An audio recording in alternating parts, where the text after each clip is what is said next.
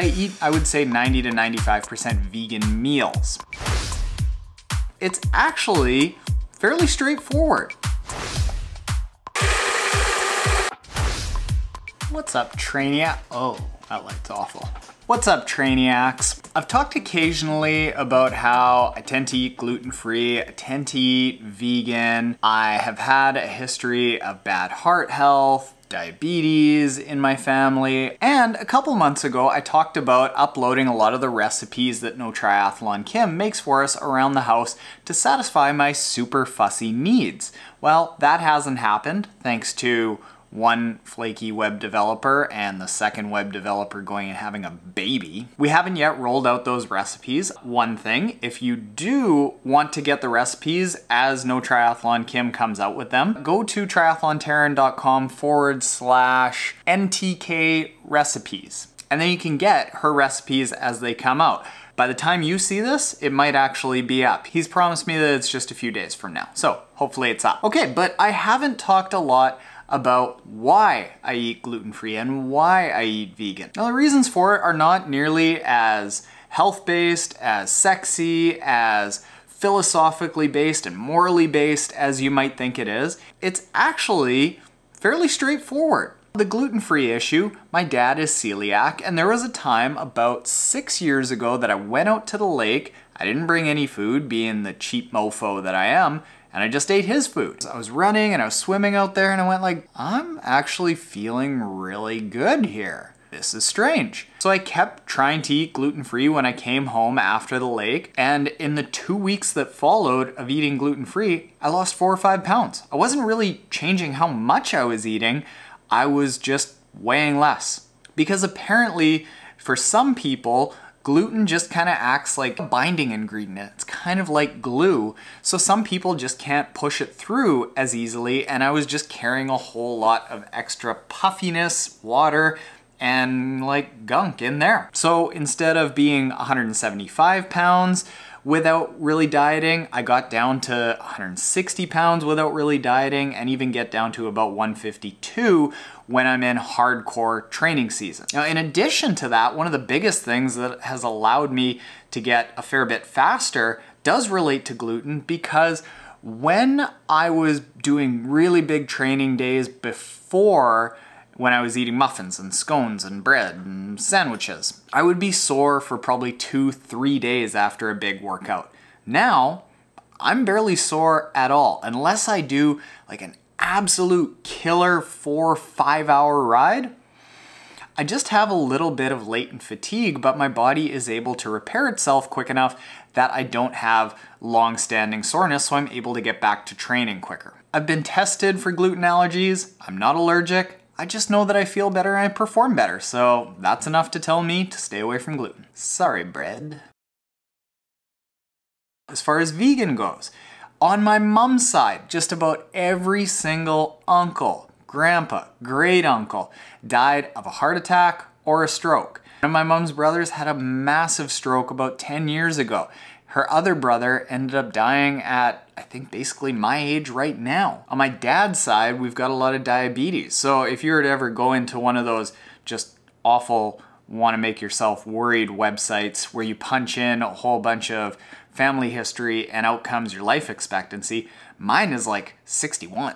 And the reason for it is that my family history of heart health is a significant contributing factor to me genetically being predisposed to not lasting so long. The reason that I think that vegan eating, and I'm gonna say I am not a vegan, I don't claim to be at that standard, which is a standard that is so high that I really admire people who are able to maintain veganism for forever. But I eat, I would say, 90 to 95% vegan meals. So the reason for that is that when you start researching it, the longest, generational long, like decades long, not studies where 100 people were studied, but like massive studies that have been peer reviewed, all point to less consumption of meat products being better for your heart health. And you know what? I watched some of those vegan propaganda movies and it made me really sad for all the animals. So I figured I'd give it a shot.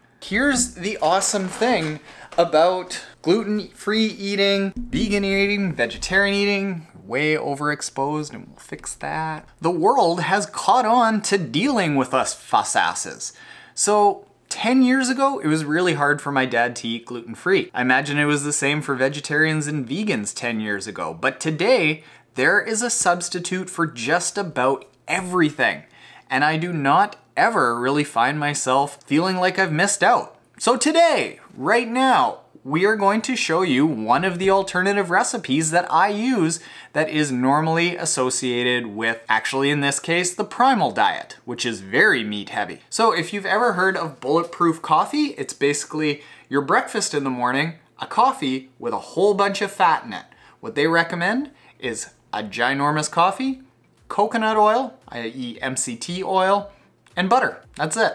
And the butter is what I have a hard time with. I have never heard anyone saying that they cured their heart disease by eating butter. However, we have substitutes that are very easy. So we are going to make vegan bulletproof coffee for my breakfast tomorrow. Magic bullet, hemp milk, almond butter in place of the normal butter, and MCT oil in place of MCT oil. Now we take the hemp milk. Hemp is probably the most well-rounded superfood, healthiest thing. If you're gonna eat just one thing, hemp, milk, seeds, hearts. Oh man, hemp is just the best. 1/2 cup of hemp milk. We don't quite do 1 tablespoon of MCT oil, which is basically coconut oil that is safe for cooking and baking. Don't overdose on this or you're gonna be making a trip over there to the bathroom in about 4 minutes. And then 1 heaping tablespoon of almond butter. Go over and fire up the life fluid generator, coffee maker. So what I'll do is I'll make this the night before a workout and I'll put it in the fridge, and then the morning of the workout, the next day, when this is all nice and cold, and basically it froths up like a latte. The reason that this is really nice is because there's really no sugar or carbs in it. It's basically just giving you some fat and some protein so that your body has some fuel to work off of, but it's not gonna become reliant on carbs. You can actually burn fat, get rid of a little bit of this, and it's about 200 to 300 calories, so that's like a perfect amount of food before a big workout. I haven't ever talked about this at all, but in my experience going from fat dude to fit dude over the course of 10, 11 years, how long it's been, there's a lot that you can do to make yourself look fit and healthy on the outside, but there's a lot of people that are fit and healthy looking on the outside and just rotted away on the inside because they're not taking care of themselves, and taking care of themselves means eating a good diet. I would say that diet is probably 80 to 90% of your overall health. I mean, think about bodybuilders. Those guys look jacked. And when they're on stage, they could probably be beat up by Pippi Longstocking. Like no Triathlon Kim could take them down. So take care of your body, trainiacs. You'll be a better athlete and a better person. Deep stuff today.